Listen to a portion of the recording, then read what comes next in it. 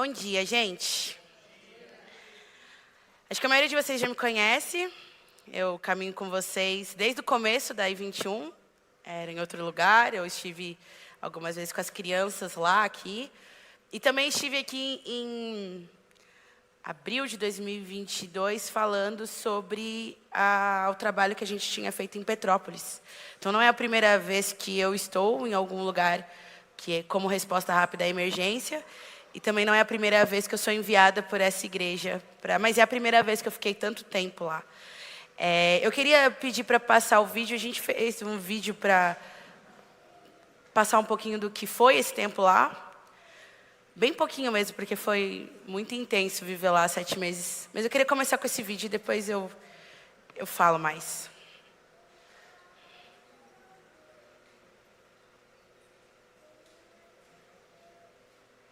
Tá sem som?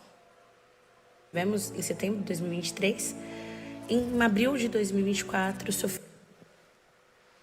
o trabalho da Aliança começa ali no final de abril, quando a gente recebe a notícia de que o Rio Grande do Sul, o Vale do Taquari, que nós tivemos em setembro de 2023, em abril de 2024, sofreria mais do que tinha sofrido no ano anterior. A gente ficou bem assustado, porque 2023 já tinha sido muito avassalador.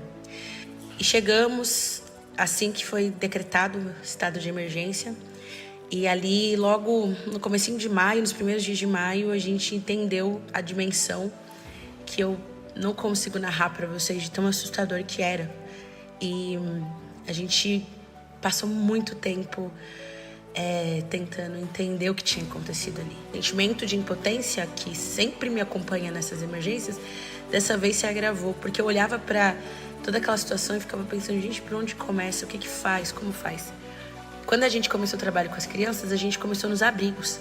Eram 6 abrigos que tinha na cidade. Nós passamos por todos os abrigos lá, conhecemos, entendemos qual era o trabalho que a prefeitura estava fazendo, as escolas, as professoras. E aí a gente foi abraçando o trabalho, a gente foi acolhendo aquelas crianças. E a pergunta que sempre ficava em todo voluntário que passava, e até dentro do meu coração, era como que acolhe criança quando ela passou pelo maior trauma da vida dela com tão pouca idade. Mas eu lembrava a mim mesma e a todos os voluntários que estavam lá que o que nós faríamos era nada mais do que uma agenda do Senhor. Ele já estava lá e ele gostaria muito que essas crianças sentissem a presença dele de forma palpável. E nós éramos essa presença, era um privilégio ser essa presença. Então nós começamos a trabalhar com as crianças ali, sempre dando muito conforto, ouvindo, brincando, e elas estavam em modus operandi de trauma, e era bastante desafiador ali. Eu precisava sempre ensinar os voluntários o que fazer. Eu dei muito treinamento, eu falava as mesmas coisas todos os dias para eles, porque eu precisava muito que eles entendessem que aquelas crianças, seus corações eram solos sagrados. Nós precisávamos entrar com cuidado, tirar as sandálias dos pés para pisar naquele solo. E aí a gente passou por algumas fases com as crianças, né? No começo era essa fase de acolher do medo, do susto. A gente foi dando algumas ferramentas para que elas entendessem suas emoções e soubessem lidar com elas. Tipo, ursinho, bonecas e objetos de transferência de sentimento para eles. E depois a gente começou a entrar nas escolas, porque o nosso trabalho dentro dos abrigos reverberou muito na cidade. O que aconteceu lá na cidade foi que 4 escolas, 2 creches, né, EMEIs, e 2 EMEFs, que são de ensino fundamental, tinham sido destruídas pela chuva e eles estavam numa adaptação, realocando. Foi uma loucura esse começo também do retorno das escolas, porque as crianças tinham perdido seus professores, seus coleguinhas, sua escola, tudo tinha sido perdido, né? E era tudo muito novo, tudo muito assustador. Mas nós estivemos lá nesse começo para fazer, né, para que se tornasse mais fácil esse retorno das crianças e também dos professores. E aí, a partir daí, a nossa vida foi servir essas crianças no abrigo, na escola. Então, nós tínhamos uma rotina de atender o abrigo. E aí, a essa altura, quando as escolas voltaram, nós estávamos apenas com 2 abrigos. Depois de um tempo, a gente já tinha muita voz. As crianças queriam nos ouvir, as diretoras, as professoras, os pais. Eles queriam entender qual era a razão da nossa fé. E aí a gente entrou com mais propósito. E a gente começou a falar sobre Jesus de forma aberta, sobre o amor dele, sobre a redenção. A gente começou a fazer um pequeno grupo de crianças no abrigo e nós fazíamos atividades nas escolas que tinham a ver com Jesus. Ensinamos músicas como Amigo do Diante do Trono, que virou uma febre na cidade, Deus Grandão, Deus é Bom Pra Mim. A gente discipulou no tempo que nós tivemos lá essas crianças através da música, da palavra de Deus, do afeto e do contato muito precioso. A gente acolhia mesmo essas crianças, choramos com os que choravam, orávamos e foi muito precioso. E aí a gente começou a chegar ao final do ciclo. Nós já tínhamos estado lá na fase 0, na dor mais aguda. Nós estivemos lá no comecinho da fase 1, né, quando as coisas começaram a tomar forma. Nós estivemos na fase da consolidação e nós apresentamos o Evangelho de Cristo. As palavras que nos foram ditas, as cartas que nos foram entregues, os presentes que nos foram dados, mostravam que eles tinham entendido que Jesus estava lá, que Jesus permaneceria lá e que Jesus se importava profundamente com cada um deles. Sejam eles crianças, sejam eles adultos. Jesus estava ali disposto a cuidar, amar e passar por isso junto com eles. E quando nós ouvíamos todas essas coisas, a gente chorava muito, a gente se divertia muito, a gente sentia muita paz. Eu tenho convicção de que hoje eu sou uma Safira completamente transformada, uma Safira completamente diferente. Preciso me reapresentar para as pessoas que já me conheciam há muito tempo, porque viver isso foi a coisa mais potente que eu vivi na minha vida. Esse meu tempo foram quase 8 meses. E eu vi uma Cruzeiro do Sul, que era a cidade que nós ficamos, quando eu cheguei. E é aquela cidade que vocês viram no começo do vídeo, que estava imerso debaixo d'água. E eu não consigo narrar o tamanho do rastro da destruição. Porque eu, todos os dias que passava por lá, eu olhava a altura que a água tinha chegado e o que a água tinha levado. Eu ainda não acreditava, eu não entendia o que tinha acontecido. Então, a gente que estava lá, a gente fala, se a gente narrar isso aqui, as pessoas não vão ter dimensão, porque na televisão você tem uma proporção muito pequena. Quando você chega lá, chega a ser assustador. A gente até falava que se alguém tivesse levado a gente para o bairro mais afetado e dissesse que tinha tido uma gravação ali dos Avengers, a gente acreditaria facilmente, porque estava muito destruído. Para vocês terem ideia, a cidade, antes da enchente de setembro do ano retrasado, tinha 11 mil habitantes. Hoje ela conta com 6 mil habitantes. Grande parte precisou sair porque não existe mais a cidade. E a outra parte que está lá foi se realocando onde tinha. Então, 1/3 da cidade não existe mais e ela não vai poder voltar a existir porque ela está no rastreio do rio, né? Então, qualquer pequena enchente pode voltar. E um texto que falou muito comigo no tempo que eu estive lá, eu queria ler com vocês, é Mateus capítulo 5. Na verdade, são 2 textos, é Mateus capítulo 5 e Romanos 12. E o capítulo 5, quando Jesus começa o Sermão do Monte, e lá no versículo 13, ele vai falar assim, eu vou ler na versão transformadora, tá? Fala, vocês são o sal da terra, mas se o sal perder o sabor, para que servirá? É possível torná-lo salgado outra vez? Será jogado fora e pisado pelos que passam, pois não serve para nada. Vocês são a luz do mundo. É impossível esconder uma cidade construída no alto de um monte. Não faz sentido acender uma lâmpada e depois colocá-la sobre um cesto. Pelo contrário, ela é colocada num pedestal, de onde ilumina todos que estão na casa. Da mesma forma, suas boas obras devem brilhar para que todos vejam e louvem seu Pai que está no céu. E Romanos 12...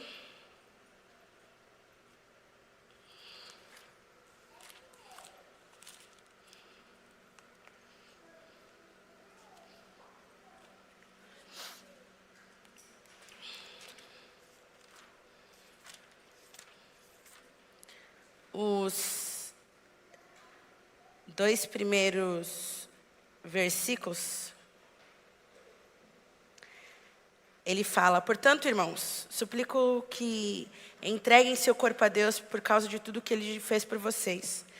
Que seja um sacrifício vivo e santo do tipo que Deus considera agradável. Essa é a verdadeira forma de adorá-lo.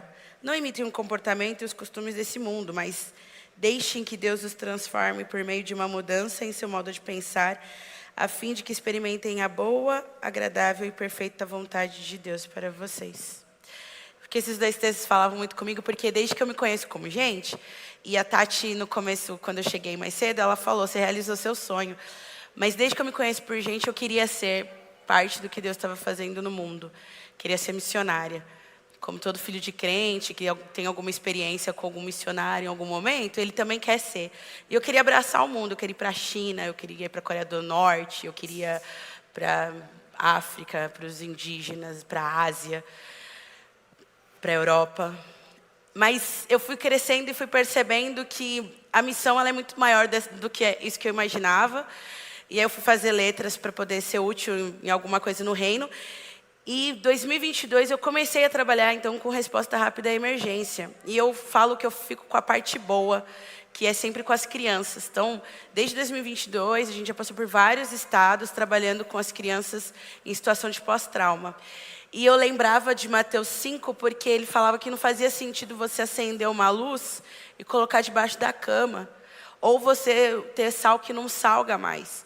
Então, eu ficava vendo a igreja que eu estava, eu fiquei muito tempo liderando só o ministério infantil da minha igreja, eu não estava indo para fora, e eu me sentia nisso, juntando um monte de luzinha num lugar onde já estava aceso, do lado de lugares sombrios e escuros. E eu comecei a orar muito, Deus, eu quero ir. E lembrei também de Isaías, né, quando Deus fala, quem eu vou enviar para falar? E ele falou, eis-me aqui, envia-me a mim. Então, a primeira coisa que eu queria dizer para vocês é que Deus ouve oração. Então, cuidado com o que você ora, porque Ele responde. E eu já falei isso várias vezes, inclusive enquanto eu estava no Sul, que se alguém pegasse o mapa do Brasil, desse na minha mão e falasse qual lugar você quer ser missionária durante o ano, eu nunca pensaria no Sul, nunca pensaria no Rio Grande do Sul. Eu pensaria em outro rio, né? Rio de Janeiro, quem me conhece sabe que eu sou alucinada por aquele estado.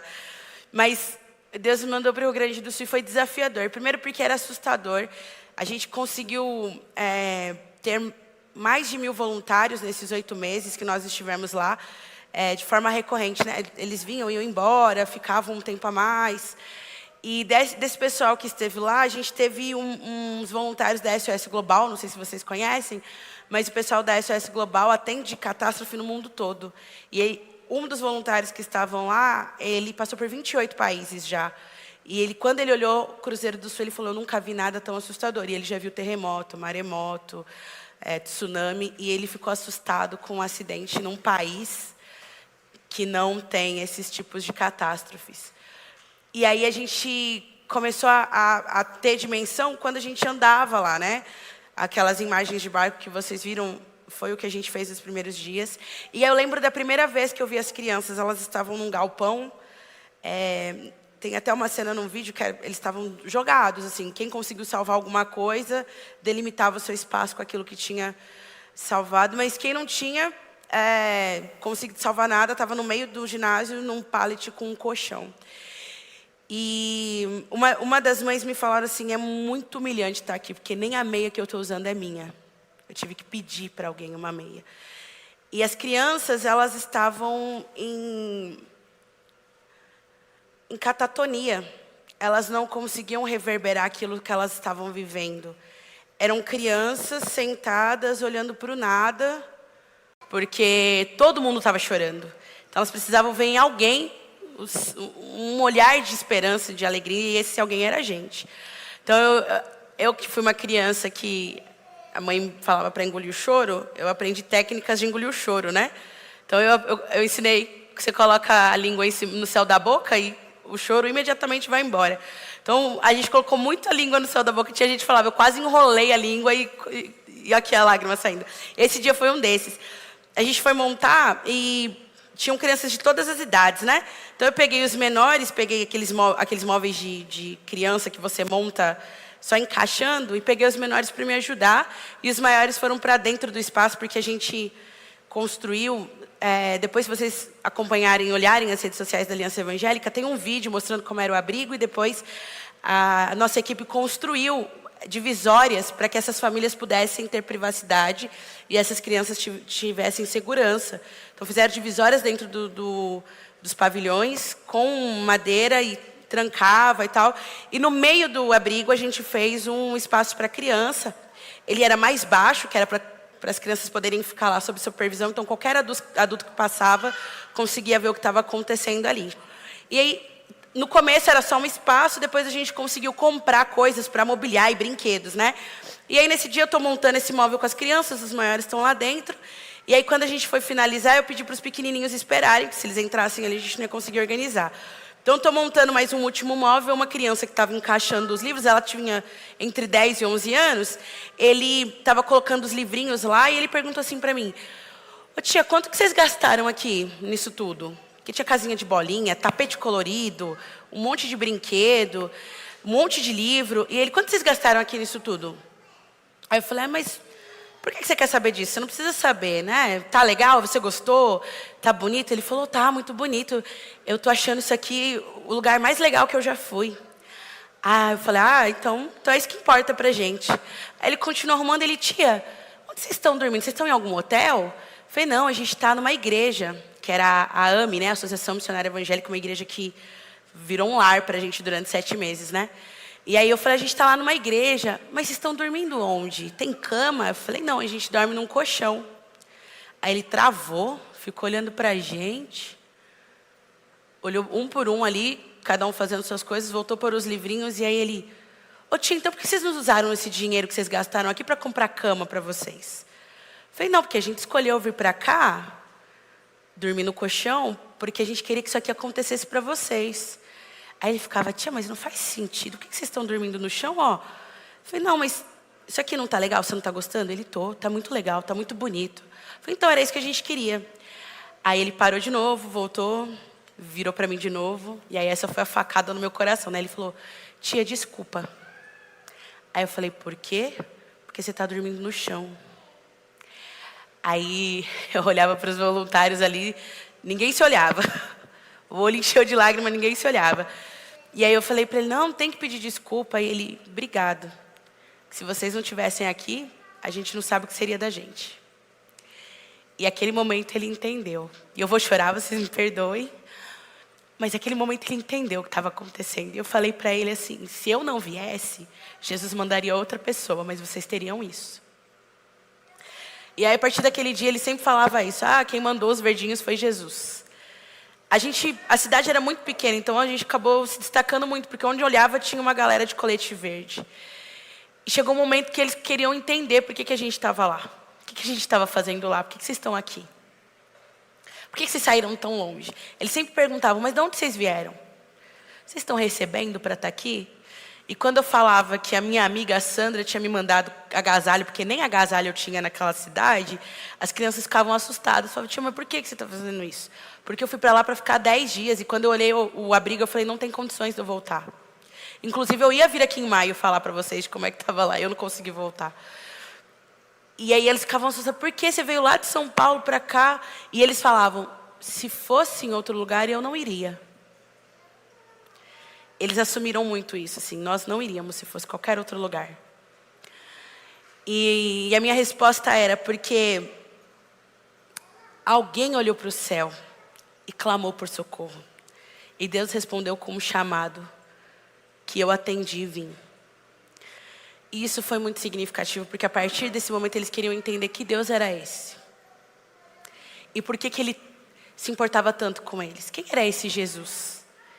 Por que esse Jesus gostava tanto deles? O que eles fizeram para ser tão amados?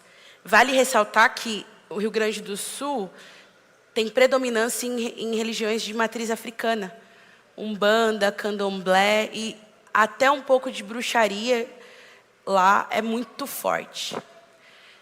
E a gente começou, nós estávamos em repartição pública, escolas públicas, o abrigo era público e por lei a gente não pode falar. Mas o promotor da cidade pediu para a gente falar. A diretora de educação lá pediu para a gente falar. Eles começaram a falar: essas pessoas precisam entender por que vocês saem de tão longe para vir no lugar mais horrível, na situação mais assustadora desse país e tratar a gente com tanto carinho. E era a gente, assim, eu fiquei com a parte boa, quero ficar com as crianças. Assim, nenhum problema, tranquilo. Era dor nas costas, eu chegava todo dia e dava uma chorada, mas era muito divertido. Eu chegava no final do dia com o coração muito grato. Mas tinha uma galera que estava lá tirando lama, entulho de escola, de casas. E as pessoas ficavam perguntando por que você saiu da sua casa, do seu conforto, da sua rotina, para tirar lama da minha casa. E eu lembro que a primeira vez que eu saí na cidade, a lama chegava aqui. Então eu tinha uma bota, aquelas botas de chuva que eu perdi umas 4 meias nessa brincadeira, porque eu entrava, na hora que puxava, tinha ido a bota e a lama. E a meia foi com Deus. E as pessoas entravam nesses lugares que a lama estava aqui para tirar a lama. Com a mão, porque se a gente fosse esperar pelo poder público, não chegava. Então, eles começaram a olhar aquilo e falaram, a gente quer conhecer esse Deus. E aí a gente entendeu, a gente iluminou. A gente salgou aqui, agora essas pessoas querem saber quem nós somos. Então, a gente começou a falar de Jesus. E a gente começou a falar desse amor redentivo, desse amor transformador. E que a gente só é quem é por causa dele. E em 2022, eu falei essa frase aqui que eu conheci em 2014 no Vocari,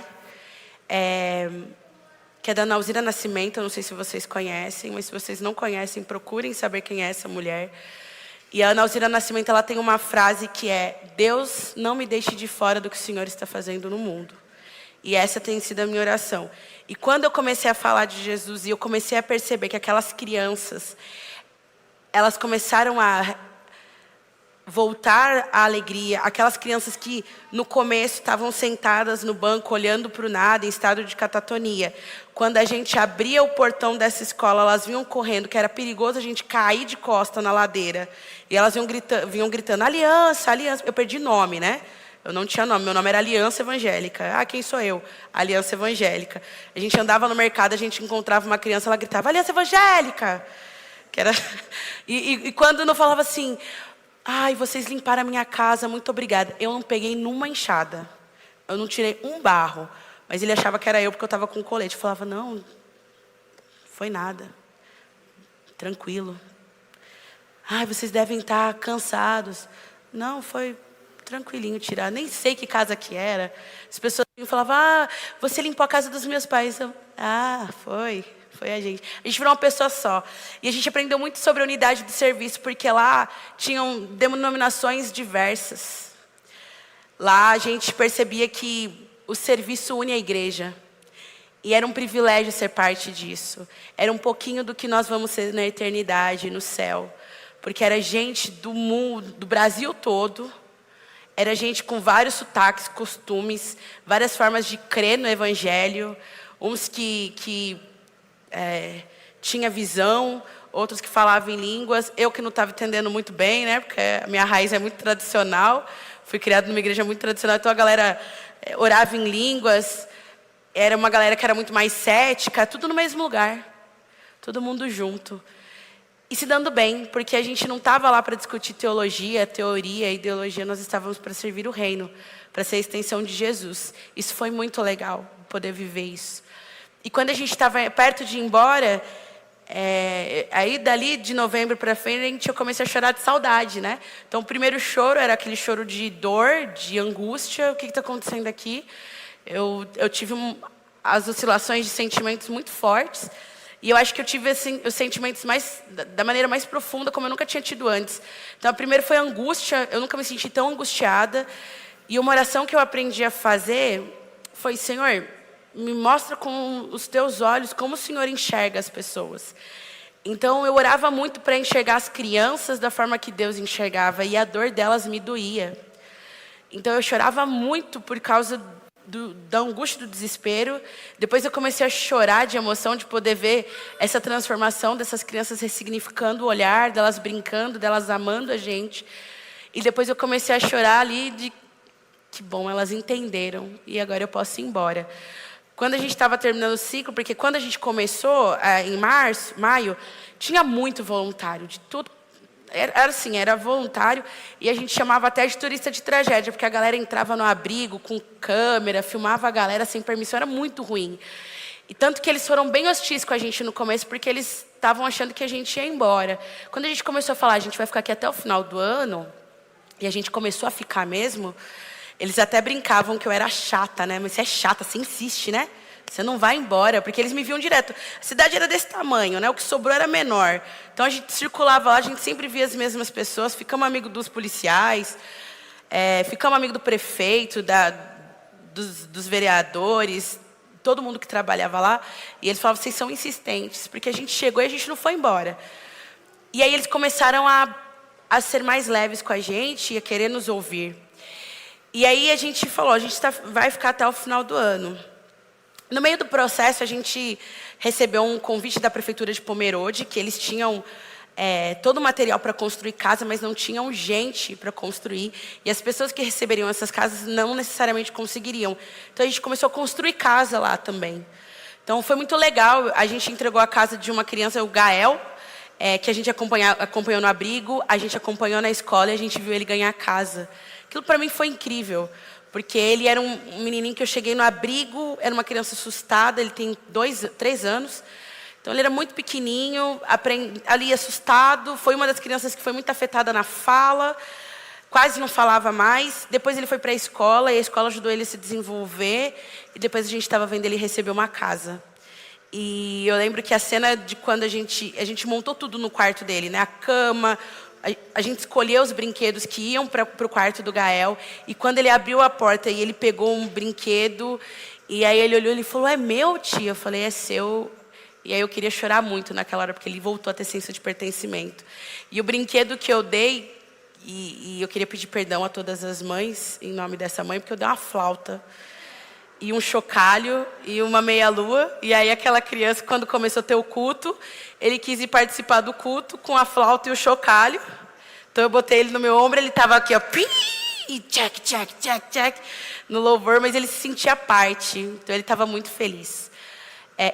E minha defesa também, eu só dei esses instrumentos, porque nas escolas a gente brincou muito com musicalização. Gente, musicalização transforma. Eu aprendi nessa temporada, lá no Sul, o quanto música é capaz de transformar a criança. Então, a gente comprou vários instrumentinhos para toda aula que a gente ia, cantava as músicas e eles tocavam. Então, eu acabei dando esse. E a primeira vez que eu ouvi eles cantando Deus Grandão, crianças que eram filhos de pais de religiões de matriz africana, olhando para a gente e cantando, meu Deus é um Deus grandão, que bom saber que Ele tem um plano para mim. Olhando ao redor de onde eles estavam e eles cantando convictos, porque não subestimem as crianças. Quando elas entendem melhor do que a gente. Quando elas confiam mais do que a gente. E é genuína a confiança delas, porque não tem limitação, ela não tem contraponto, ela confia. A gente confia, mas a gente acredita mais, e se? Eles não, eles vão completamente. Então, quando eu olhava para eles e eles cantando, é bom saber que Ele tem um plano para mim, na cidade mais destruída do estado do Rio Grande do Sul, aquilo era muito claro e muito evidente que quem estava fazendo essa transformação era o Espírito Santo de Deus, e não nós. E eu me sentia muito privilegiada de poder estar lá. E depois que eu voltei, que as pessoas perguntavam, eu falava assim, que bom que eu fui. Que bom que era eu. Eu tenho convicção de que podia ter gente muito melhor do que eu fazendo o que eu fiz, mas que bom que fui eu.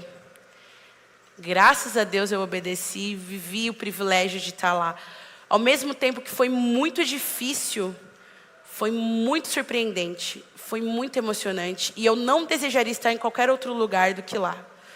Eu vim embora com o coração muito partido, eu ainda estou reverberando. Eu cheguei na minha casa dia 21 de dezembro, não tem nem um mês que eu voltei. Eu ainda estou reverberando o que eu vivi lá. Eu ainda choro bastante quando eu paro e penso. E no nosso último dia, as escolas, a gente ia fazer uma festa nas escolas de despedida. E nós fomos surpreendidos, as crianças estavam todas de verde, as professoras de verde, bolo verde, suco verde, fruta verde. Eu não sabia que tinha tanta fruta verde neste país. E decoração verde, balão verde, e a gente chegou achando que a gente ia oferecer mais uma vez. E nós fomos muito surpreendidos, porque as crianças cantaram músicas. Aquela música da Isadora Pompeu, Deus, eu tenho tantas bênçãos, que eu não aguentava mais ouvir, é a minha preferida agora. Mas na voz deles. Porque eles cantaram essa música muitas vezes, eles cantaram de coração, e ouvir eles falando: Deus, eu tenho tantas bênçãos, mesmo que eu perdi a minha casa, que eu perdi gente que eu amava, mas eu ainda acredito que o Senhor tem tantas bênçãos, e me dá tantas bênçãos. E as professoras falaram assim: a gente só pôde acreditar nisso quando vocês chegaram aqui. Porque a gente podia saber na teoria, mas a gente viveu na prática. Então essas crianças só puderam entender o que foi o amor de Jesus por causa de nós. E eu aprendi o que era amor de Jesus por causa dessa experiência. Eu tive muitos encontros com Jesus através daquelas crianças. E eu falei no vídeo que eu sou uma outra Safira, porque aquilo transformou tudo que eu acreditava. Tudo que eu imaginava, tudo que eu sonhava foi ressignificado.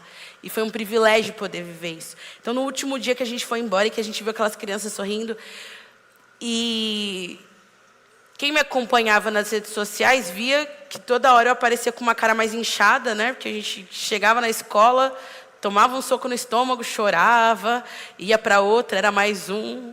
Falei, meu Deus, se eu chegar ao final do dia hoje, eu vivo qualquer coisa. E uma das escolas fez um presente para a gente, e eles escreveram: nós entendemos que Jesus nos ama e que Ele vai permanecer aqui, mesmo depois que vocês forem, porque vocês nos apresentaram Ele. E se vocês conhecessem meu coração, eu não sou a pessoa mais indicada para fazer isso. Eu tenho uma porção de falhas. Eu sou muito limitada. Eu tenho TDAH. Eu surto com facilidade. Mas Deus foi muito misericordioso e me deu essa oportunidade de viver isso. E de novo, Ele não precisa de mim. Ele não precisa de mim. E é um privilégio fazer parte. E ainda bem que Ele teve misericórdia. E é aquilo que a Bíblia fala, né? Que Ele escolheu as mais loucas para confundir as mais sábias, aqueles que não são. Eu sou o retrato desses versículos aí. Então, o lugar que me descreve é nesse texto. E glória a Deus por viver aquilo. Porque a cada criança que eu vi no começo, sem esperança, e terminar o ano e vendo que elas entenderam quem Jesus é, foi a melhor coisa que eu já fiz na minha vida. E eu sinto muita saudade. No começo, no Natal foi muito difícil para mim, porque elas ainda estavam no abrigo. Então, tem 8 meses que criança mora dentro de abrigo.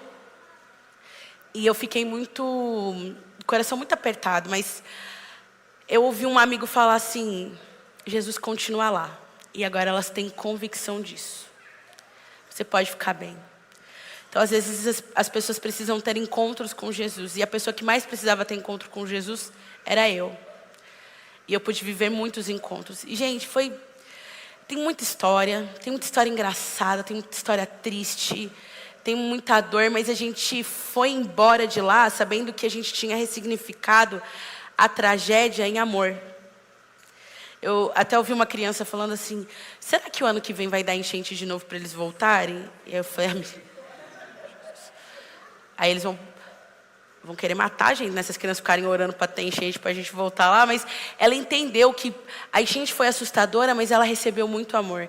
Onde a dor abundou, superabundou a graça, superabundou o amor. Então, eu não volto para lá. O meu trabalho com as crianças era esse de cuidado emocional, consolidação, entregar ferramentas, apresentar Jesus e encerrar o ano. Mas a gente ainda continua lá, porque tem uma igreja sendo plantada nesse abrigo que sobrou, né? Porque dos 6 abrigos ficaram um só, graças a Deus. Tem uma igreja sendo plantada lá e as casas continuam sendo construídas. Então, ao decorrer desse ano, mais 20 casas serão construídas, uma igreja nascerá em Cruzeiro do Sul. E a gente já está acompanhando o Semadem. E já foram 94 cidades que sofreram nesse verão. Nós estamos ainda no 19º dia do ano.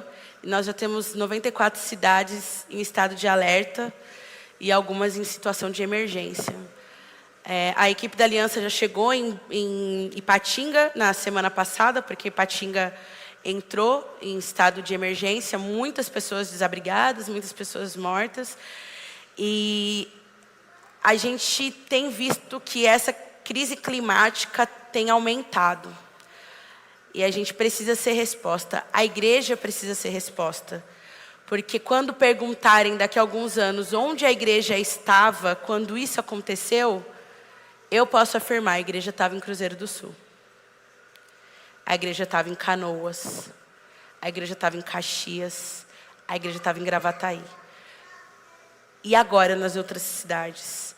Quando Romanos 12 fala que para a gente apresentar o nosso corpo, um sacrifício santo e vivo, sacrifício é você entregar até aquilo que dói. Porque se vocês já leram Levítico, vocês sabem como eram os sacrifícios. Então, ser sacrifício vivo é oferecer a tua vida, tudo que você é, para fazer aquilo que Deus está fazendo no mundo. Essa é a súplica de Paulo. E essa foi a súplica que eu atendi, que tenho feito nesses últimos 3 anos. Eu quero estar onde o Senhor estaria. Porque eu tenho convicção que se Jesus estivesse aqui, em forma humana, Ele estaria no Rio Grande do Sul quando isso aconteceu. Eu não tenho dúvida disso. E Ele estava lá antes da gente chegar e Ele continua. E ser parte, e ser o abraço de Jesus, o carinho de Jesus, o olhar de Jesus, é um privilégio. E que bom que eu posso fazer parte disso. E que bom que vocês podem fazer parte disso comigo, porque em diversas formas eu fui muito apoiada por essa igreja. Eu fui muito encorajada por essa igreja. E foi uma das primeiras igrejas que acreditou na minha vocação e no meu ministério, quando eu comecei a servir de forma parcial e agora de forma integral. A I21 foi a primeira igreja que a gente está com você.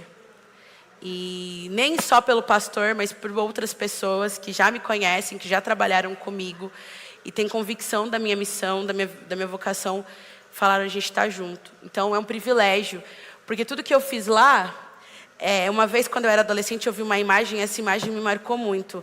Era como se fosse uma pessoa entrando no fundo do poço para buscar as pessoas que estavam lá dentro, e tinham muitas outras pessoas segurando a corda para ela chegar. Se vocês soltam a corda aqui, eu não consigo voltar.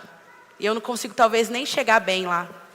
Então, tem as pessoas que vão, as mãos que vão, os pés que vão, e as mãos que seguram a corda para a gente poder chegar. Então, glória a Deus pela vida de vocês, glória a Deus pela vida dessa igreja, porque a gente só pôde chegar lá onde a gente foi, porque tinha as mãos de vocês segurando essa corda. E às vezes, a mão de vocês também se machuca, porque a corda fica pesada. Mas a gente sabe que a gente pode descansar tranquilo, porque tem gente que segurando a corda. E na hora que precisar puxar, vai puxar, e na hora que precisar soltar mais um pouco, vai soltar. Sozinho a gente não consegue. Por isso que a gente foi feito corpo. Então, se um sofre, todos sofrem com ele. Se um se alegra, todos se alegram com ele. Então, se um vai, todos vão com ele. Então, muito obrigada, I21. Eu só pude viver o privilégio de ser a resposta de Jesus ao clamor que fizeram para o céu, por causa de igrejas como essa. Pessoas como vocês que acreditam. E tem até a música do Marco Teles, que fala que acreditar no Evangelho é ir. Então, às vezes o seu ir é segurando as cordas para eu poder chegar lá. E eu queria, nesse momento, tem muita gente sofrendo. Tem muita gente perdendo tudo que ela construiu. Nesse momento agora tem gente orando para o céu e pedindo socorro para o Senhor. E a gente pode ser resposta dessa oração agora, fazendo uma oração por eles. Porque tem muita gente que faz essa oração e nem sabe como está fazendo. Porque a dor é tão grande que ela não consegue, mas o Senhor sabe. O Senhor sonda o coração. Então, eu queria pedir para vocês agora, quem puder, se ajoelhar comigo e orar por essas 90 cidades, mais de 90 cidades que foram atingidas, para que a resposta chegue, para que a gente consiga ser parte desse movimento e que as pessoas que têm clamado por socorro possam receber a sua resposta o mais rápido possível.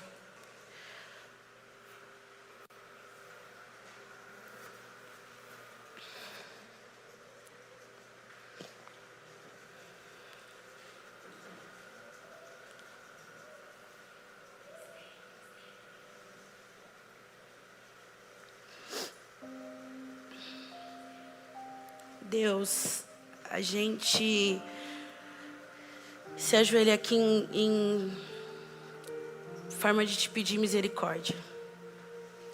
A gente não consegue sondar a quantidade de pessoas que estão sofrendo nesse momento. Quantas mães, quantos filhos, quantos pais e avós choram agora, Deus. Ou enlutados por aqueles que perderam, ou de desespero por tudo que perderam. Que não sabem o que vai ser a sua vida e como que vai ser. E a gente sabe, Deus, que o Senhor é muito poderoso para resolver isso. E a gente quer clamar por essas pessoas. E o primeiro clamor que nós fazemos, Deus, é que Teu Santo Espírito abrace e conforte cada um que está sofrendo nesse momento. Que o Seu Santo Espírito abrace, acolha, que eles possam se sentir no Seu colo de amor. E nós também, Deus, oramos para sermos resposta do clamor dessas pessoas. Nós estamos aqui como igreja do Senhor, Deus, nos colocando nosso coração, a nossa oração e a nossa vida ao Teu dispor, Pai, para ser resposta daquele que chora nesse momento. A gente não sabe como, mas o Senhor sabe, Deus. Então, toda vez que alguém olha para o céu, clamando por socorro, o Senhor responde com um chamado. Então, Deus, responda a esses clamores com os nossos chamados, Pai. Cuida, Deus, se manifeste ali naqueles lugares. A gente pede para que o Senhor desperte a igreja brasileira, Deus. As igrejas dessas regiões, que eles possam ser a extensão do Teu amor. Que eles possam ser abrigo para essas pessoas. Que eles possam ser as palavras sábias do Senhor para essas pessoas, Deus. Estende o Teu amor, Pai, nesses lugares. E nós pedimos por misericórdia, Deus, pelos lugares que já estão em alerta vermelho. Que o Senhor faça o milagre de que não aconteça, se for a Sua vontade. Obrigada, Deus, por essa igreja. Obrigada pelo coração que o Senhor tem colocado aqui na missão do Senhor. Para que eles continuem sendo mãos do Senhor que seguram cordas e também os pés que vão. Se alguém aqui tem o desejo, que o Senhor desperte a convicção de que ir é um privilégio. Obrigada porque o Senhor não precisaria de nós, Deus. O Senhor é suficiente. Mas o Senhor nos convida a participar. O Senhor nos dá esse privilégio. O Senhor nos dá essa honra. Muito obrigada por isso, Deus. É o que nós oramos em nome de Jesus. Amém.